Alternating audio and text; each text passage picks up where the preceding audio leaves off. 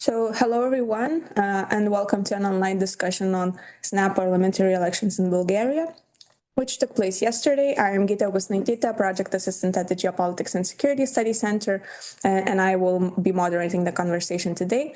And with us, we have a great expert, Romain Le Quiniou, who's a managing director at the French think tank Eurocreative.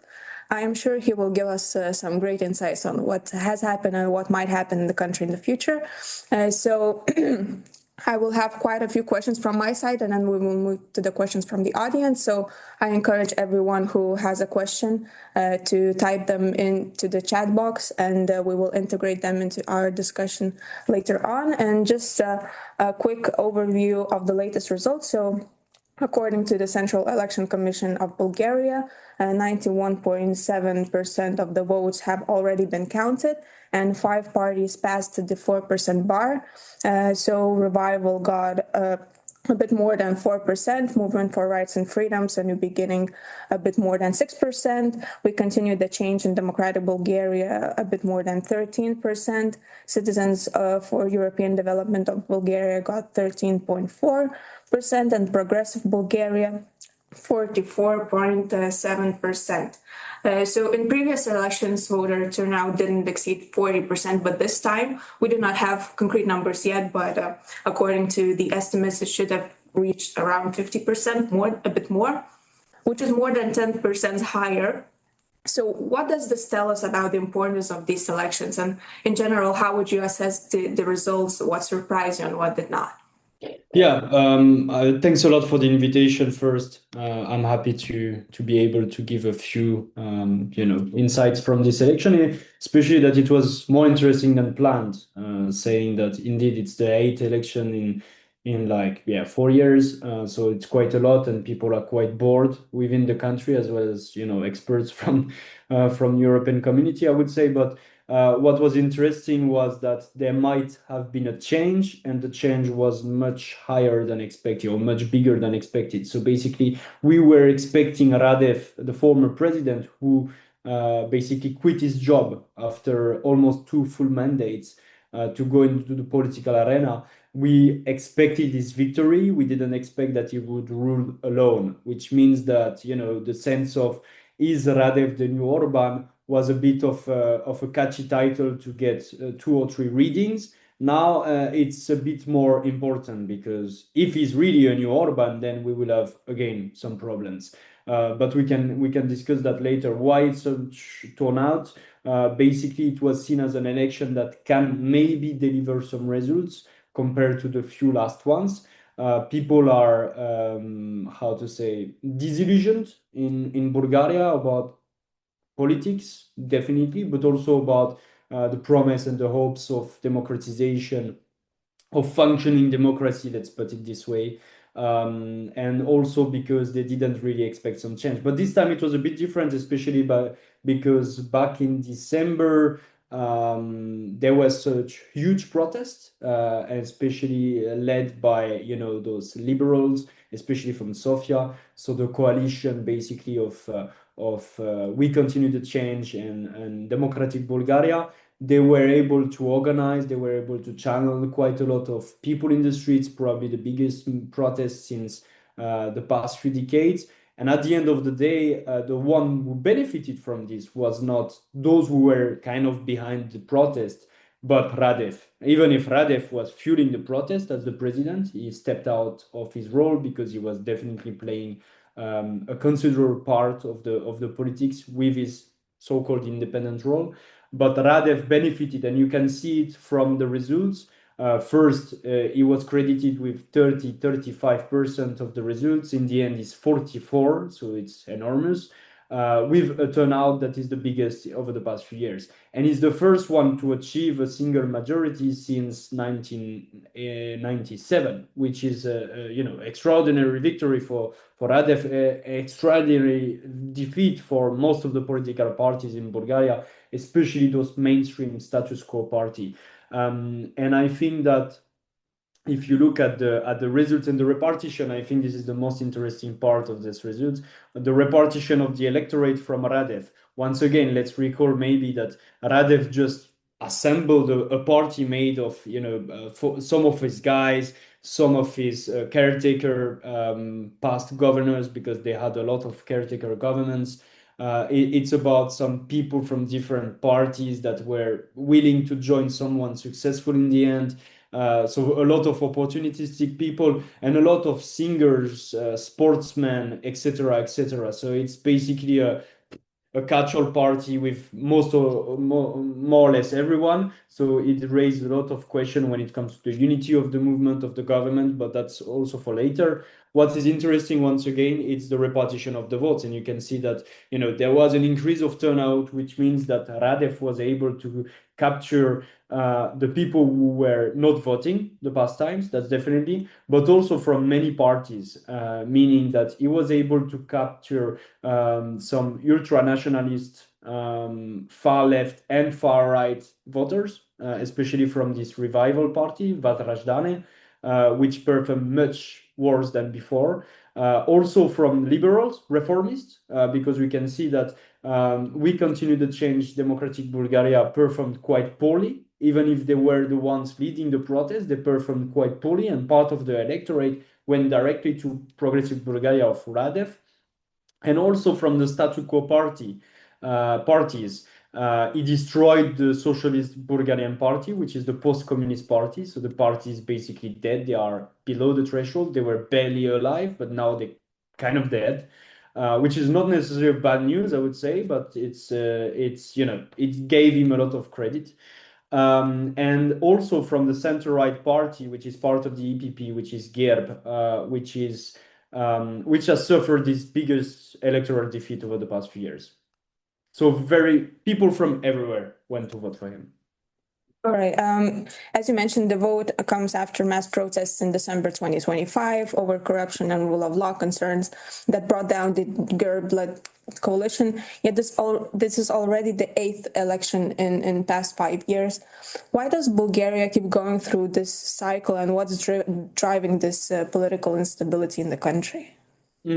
I make some joke that Bulgaria is a bit like France, like people don't want to vote for anyone because they are too divided. The good thing with France is that our constitution is made to avoid this kind of thing and to have elections every 6 months. But the situation is a bit the same, is that you don't have a magic formula except if someone is coming and just saying that he's half god and win everything. And this is what happened with Radev. A bit of luck and a context into which you can just maximize the votes on a very specific timeline, and then you win all.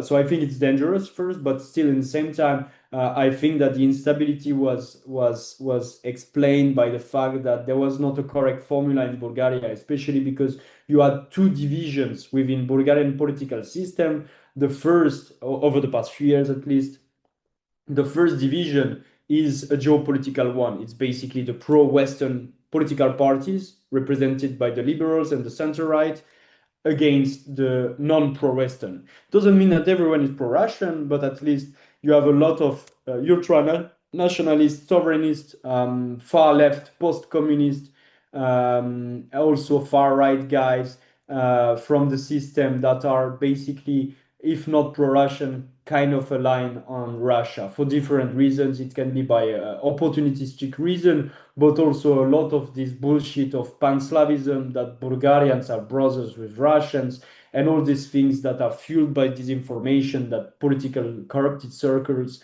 and by very different actors from the media to the church and all these things. So basically, you had these divisions, and it was quite difficult to find compromise, especially after 2022, where Bulgaria, we have to remind, played a critical role within the European Union on supporting Ukraine, especially with these plans of sending ammunitions and this effectiveness of sending ammunitions to Ukraine, especially those Soviet type of ammunition. So, we had such coalition for a few times, especially when the government was led by GERB and the Democratic Coalition built by We Continue the Change. So basically, those two center-right parties were able to govern together because they had no choice. Bulgaria needed to have the responsibility of supporting Ukraine, of adhering to the principles of being pro-Western, but at the same time, those guys, this coalition exploded on the second division of Bulgarian politics over the past few years, which is basically the division between the parties that are pro statu quo, so basically keeping the system as it is, which means a system where corruption is existing, is progressing, and where some of the critical systems, institutions, especially here, the prosecutor general are controlled, politically controlled, and those parties which are basically reformist in the EU side, so basically liberals, pro-European figures, as well as ultra-nationalist, far-left, crypto-communist guys, which in one way are against the statu quo, but they are not in favor of a positive change, right? It's rather destroying the system because they don't control it. But that doesn't necessarily mean more democracy, more economic development, and all these things. So, and now I would say that Radev was able to basically fuel these things by being this guy that is anti-system despite being within the system. So it's basically a kind of joke, right? The guy has been president for 8 years, 9 years even, and he's saying that he's against the system. And he was playing a part inside this instability because he was playing with the parties, he was blocking some stuff, he was playing a very active role and vocal role when he was not really, asked for it. So I think this is how he succeeded. He basically pretended to be the guy that was outside the system against the cartel of parties, as he called it, and convinced the critical mass of people to give him power. What he will do or not do, we will see in the next few years. But he will be 100% responsible because he has the majority by himself. Earlier this April, Prime Minister Andrei Vurov argued that previous governments, as you already mentioned, focused more on staying in power than on delivering reforms on the issues people have been protesting about. Do you think the new government, led by the former president Radev, will be able to address these concerns and deliver the changes people are expecting?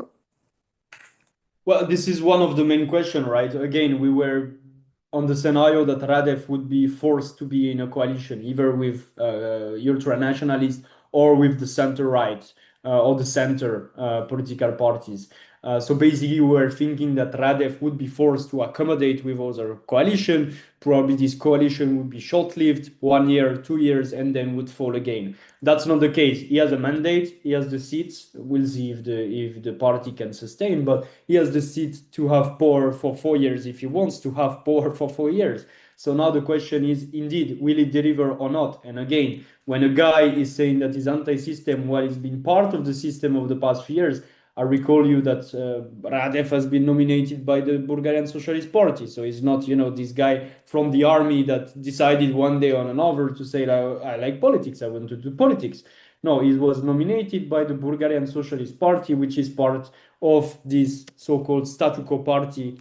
And, even if today he's not anymore with them, still, he came from somewhere and some people helped him to come. So that's important to remind. And that will come also to the Russian interference later. But basically, will he do what he promises? It's politics and it's Bulgarian politics in this matter. So we will see. One of the crucial tests that will come very, very soon is one of his biggest promise of the campaign, which is putting an end to the corruption or at least reforming the system there. And for this, he cannot have just a simple majority, especially when it comes to the restructuration of the prosecution, and especially the nomination of a new general prosecutor was part of his main campaign because it was probably the main request from the protest over the past few months and few years. And there he needs 160 seats, which means, kind of two-thirds majority or even more. And he needs probably the liberals to agree on this project. So he will need to find compromise there to prove that he's basically against the status quo and he wants to change the judicial system in Bulgaria for good. If not, we will see that he was a liar very, very, very quick. So that's the first test. That's the most important test for him, and to see if basically he will deliver as he said or not. One of the most well-discussed topics during the election campaign and also on the election day was Russian interference. In the recent weeks, Bulgarian authorities have detained more than 200 people as part of a nationwide crackdown on vote buying and coercion. The MFA of Bulgaria has also set up a unit to coordinate the response to foreign interference and has also asked the EU for support in addressing potential interference from Russia. So has Russian involvement been this intense in the previous elections? And what do these developments tell us about Bulgaria's situation today? Is the country becoming a more significant target to Moscow? Yeah, no, definitely. And I mean, Russian influence in Bulgaria is not new, right? It's been there for years, and it will continue very probably. And I think that in Moscow, indeed, there is happiness about the outcome of the results, because definitely Radev can be seen as a pro-Russian politician.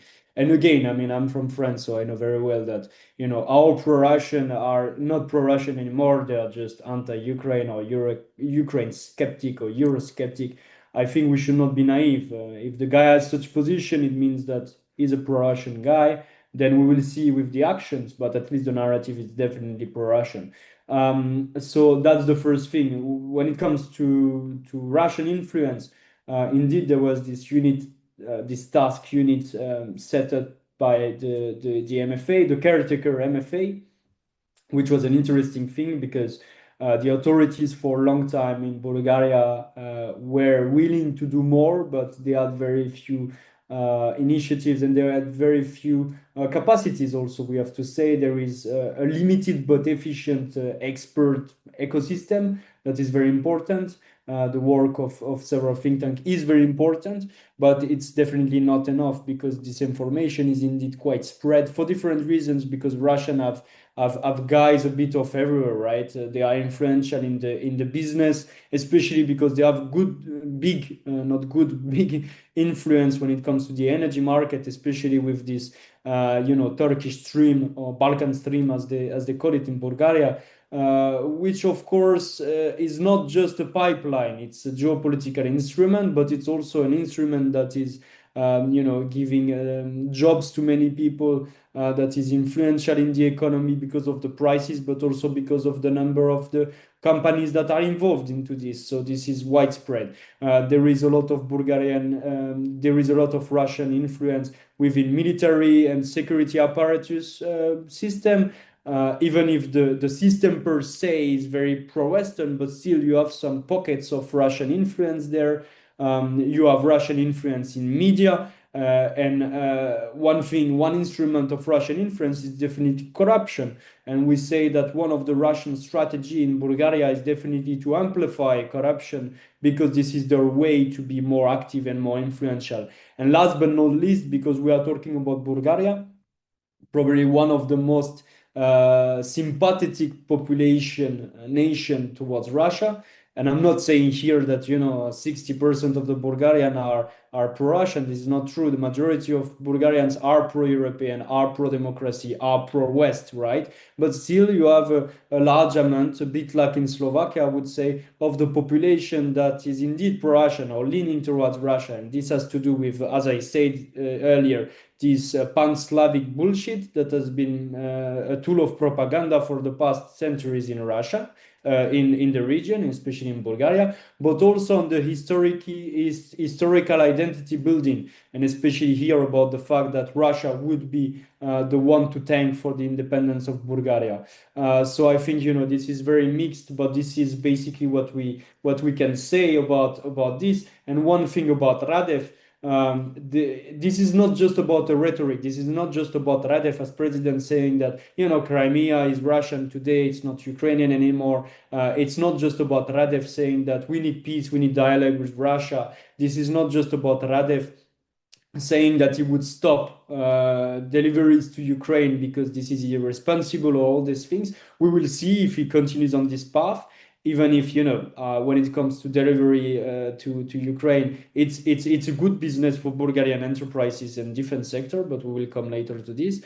But the problem is that Radev is in the middle of investigations, especially from journalists and media and experts, that put him in a very bad position. Especially, I recall the role of Russian special operatives, according to some intelligence and media experts, that says that basically Russian special services played a part in the 2016 presidential election, that put Radev into power, and that Radev, through the intermediary of Reshetnikov, was basically chosen as the one, the Russian puppet to put in the highest position in Bulgaria. The president is not as influential as prime minister. Now he will be prime minister, but basically those are things that are proven, investigated, where Radev could be indeed a puppet of Moscow. To what extent, we will discover very soon, because once again, he's alone in this boat and he can do whatever he wants.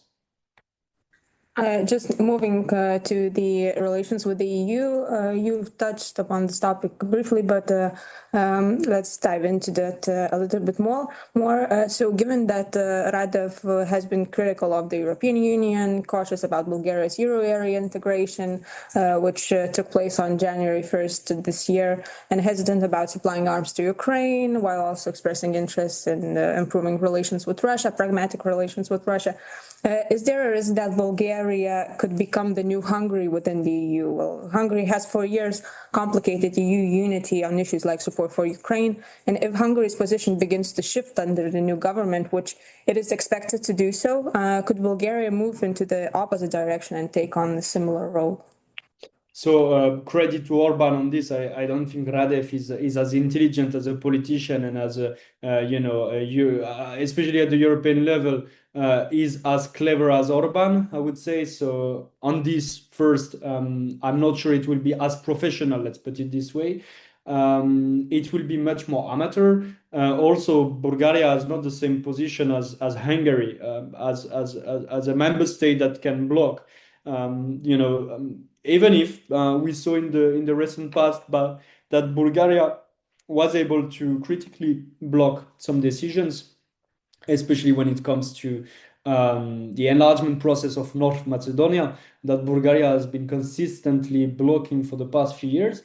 Even if here I would say that Bulgaria probably was supported by other member states. So basically this veto was Bulgarian-led, but was not only appreciated by Bulgaria, let's put it this way. Will they block everything? Very, very not sure. I don't think so. I think that Radev will pick his battle. The question is to know if he will block for cosmetics or if he will block because he's obliged to, right? And again, it will result in how much Radev is or not a Russian obligé, or just a guy that is an opportunistic and wants to stay in Bulgarian politics. Because I think that the first objective of Radev in anything he will say will be to consolidate his electorate, that is an opportunistic electorate, so he needs to consolidate it. And of course he will play the sovereign card, of course he will play the Eurosceptic card, and of course he will play the critical, the negative role towards Ukraine, because this is what part of his electorate is convinced about, so he will continue this. Then we have to see if it will be a rhetoric that is using for domestic purposes, or if he will play a role such as Orban of blocking things. Again, Radev in European politics is a bit of nobody, right? He's not a guy that is controlling a political party at the European level. We don't even know where Bulgarian progressists will go. Will they go to the socialists? Because at the end of the day, this guy is a socialist, or at least he's coming from the socialist bubble, right? Will he replace the BSP at the socialist level? That would give him a bit more pro-European credentials, moderate credentials, or will he go to another political party at the European grouping, such as the Patriots for Europe with Orban? Is it an option or not? I don't even know. Maybe it's not an option. Or the European sovereignist, showing that is inclined to be very much pro-Russian, right? because this is the most pro-Russian grouping. So this is up to decision. What is sure is that there will be a lot of theatrical attitudes. We saw it yesterday with the press conference from Radev. He was very careful to not say anything about his future behavior, but he said that, this defeat of the Bulgarian mainstream is also the defeat of the European Union, because they are too much into moral values, and they got defeated here in Bulgaria because people want to take back their power. So we can be concerned. I'm not sure that Radev, even if he wants or is forced by Moscow to play this role, I'm not sure he will be as efficient as Orban, and I'm not sure that many in the European Union will tolerate anyone that is playing this role again, or at least it's my hope, more than a reality. Maybe we will see. Since we heard you mention a couple of times the topic of Ukraine, we have a question from the audience regarding the Ukrainians. So, what are the attitudes of Bulgarian society towards Ukrainians and the war in Ukraine in general? Having in mind that what you have already mentioned a couple of times, that the elections were won by the party whose leader is skeptical about sending aid to Ukraine, basically. Yeah, this is difficult to say. It's a polarized electorate, of course, and as I say, and thanks for the question. And as I said, Bulgarian population, regarding its attitudes towards Russia, is a bit ambivalent for especially identity and historical reasons. But at the same time, Bulgarian population is afraid of the current instability of the European continent when it comes to security. So. Indeed, I would say that this narrative of peace, this narrative of let's stop the war where it is, even if the responsible is winning some stuff, is quite popular, because this is basically about how to avoid a contagion of the war in the European continent, and how to avoid negative consequences on Bulgarian population, which is already not in the best position, especially when it comes to purchasing power and all these things. So there is the willingness to avoid negative consequences, short term being the cost of life. Bulgarians don't want to have war situation, which is understandable. And at the same time, they don't want to have a contagion of potential war over the continent. So this narrative, unfortunately, spreads well. And it's fueled by disinformation from Russia, but also national-based disinformation, and with some politicians such as Radev, or these guys from the ultra-nationalists, Vazrajdane, or the crypto-communists that are having many different parties in Bulgaria. So those guys play a bad role and convince part of the population that, at the end of the day, better to be close to Russia, because at least they won't touch us, especially if we are not that vocal, and if we show that we are open to say that they are not so much responsible. But at the same time, you have a large part of the population in Bulgaria that is pro-European, that is happy with the choice, even if there are some disappointment about the reality of the situation, which are following and which are supporting Ukraine. And the second thing that I would mention is that the Bulgarian defense sector has been reviving thanks to the war in Ukraine, and especially that they played quite a big role, and now there are a lot of investments from multiple parts of Europe when it comes to defense industry. So it creates jobs, it creates prosperity in a field where the transition from the communist system was a failure. Basically, Bulgaria was a big power with all standards, but was an important player when it comes to defense industry a few decades ago. And after communism, the transition was not good there in this sector, and it was not refurbished, it was not restructured, and now there are quite a lot of investment, which creates quite a few opportunities for Bulgarian economy, and therefore for the society, right? Employment, better investments, etc., etc. You already mentioned the topic of defense, so I have a question regarding that. Between 2014 and 2025, Bulgaria nearly doubled its defense spending from 1.31% to 2.14% of GDP. Last year, NATO allies agreed to aim for even a bigger number, 5% of GDP by 2030. Do you expect defense to be one of the main priorities for the new government, and how realistic is it for Bulgaria to meet this new target? And could a potential shift towards closer relations with Russia affect the country's defense commitments? So first, Radev is from the military, so we can assume that he still have some contacts there, that he has some people that will talk to him about this. We know that the former government has been trying to reform, the military, especially try to increase the benefits, or at least to make sure that the army is well paid, that the army is well restructured, and it was put into a pause during the collapse of the government. So this is something we will see if Radev is taking over, to which extent he will modify the reforms and the restructuration. But that's for sure that we can assume that a lobby from the army will try to influence Radev directions. Then we will see which direction he's going. But as an army guy, he will definitely pay a lot of attention there. Then he will have to play a subtle role because, he cannot betray his Russian narrative. So probably what I see is that it will be important because it's important everywhere, especially in Bulgaria. It's a good business, as I said. So he will definitely not say that we don't need the army, we don't need defense industry, we'll cut the benefits, we'll cut the investment. No, I think that there will be a lot of attention to this sector because it's important and it brings a lot of benefits to Bulgaria, especially in this situation. But at the same time, I think that he will be willing also to minimize the impact once again on the domestic when it comes to the narrative. So basically saying that, yes, we need the army to go up, but we don't need 5%. We are not warmongers. We are not people that will, contribute to the path to war. We are for peace, so we don't need 5%. This is too much. This is a US-led decision. We can expect Radev to play a NATO skeptic, US skeptic positioning, saying that he doesn't have to comply with Trump.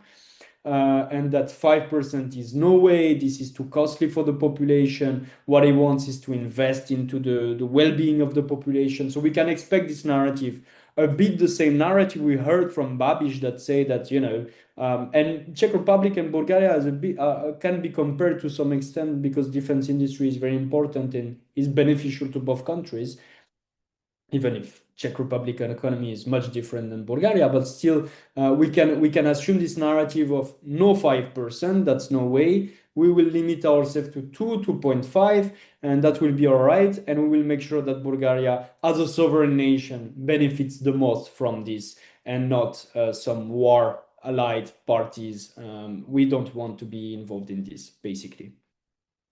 Now, jumping from the foreign policy back to domestic politics, we have a couple of questions from the audience. So what might a potential governing coalition in Bulgaria look like following this election? Well, there will not be any coalition, basically, right? If I understood correctly your question, it will be one single party. Then we can see how long the party will basically survive.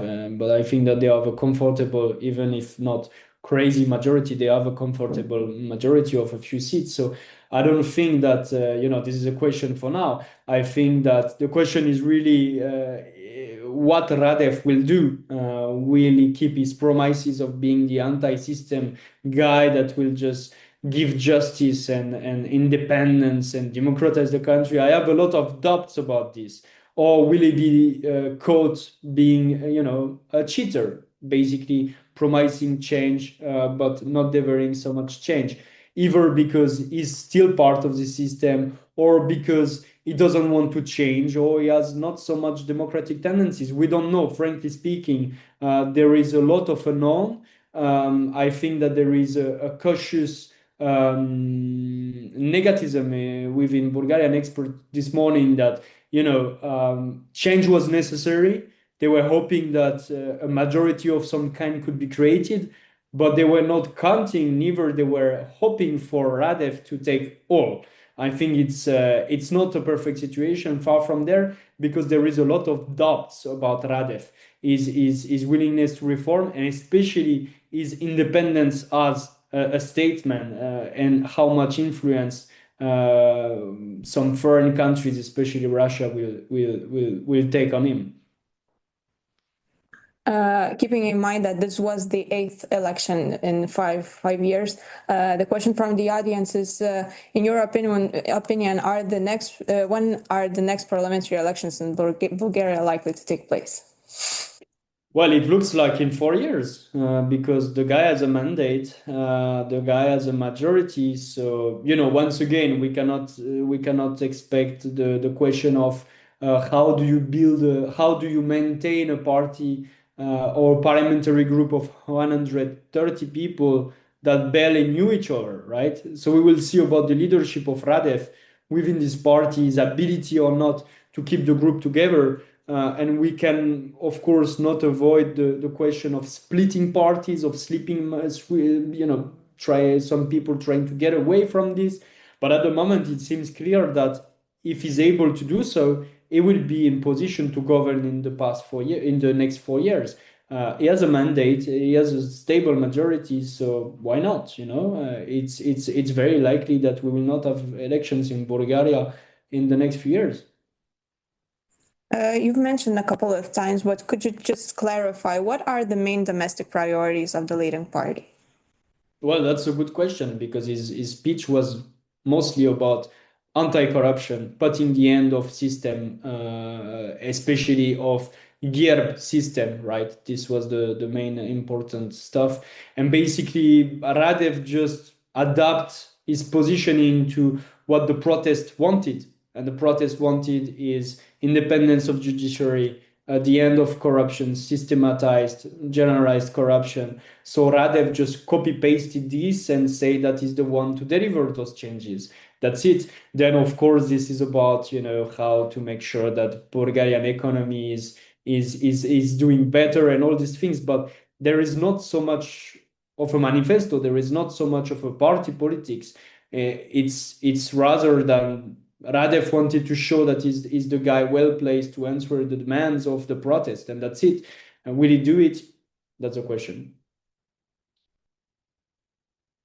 And our last question, probably regarding civil society, what is the discourse in the civil society? Is it possible that we will see big protests in Bulgaria again soon?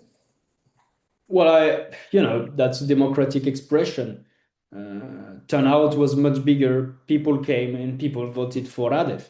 So I think also civil society, especially those guys that are pro-European, pro-democracy and all these things, they are a bit shocked, because once again, nobody expected a full victory of Radev. So now they have to swallow it.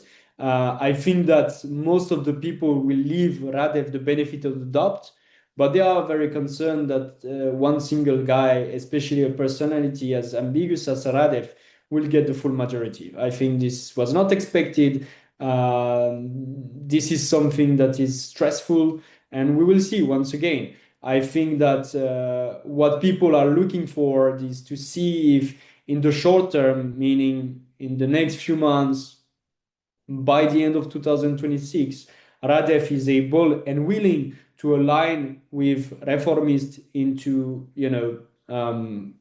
changing the judiciary system. This is what people from the civil society are expecting and hoping for, but there is no guarantee we'll do it. So let's see. All right. Thank you so much for your insights. Thanks for the audience for being so active. And we will see what the future brings us. We will continue monitor the developments in the country in the future. Thank you so much. Thank you so much. Bye-bye.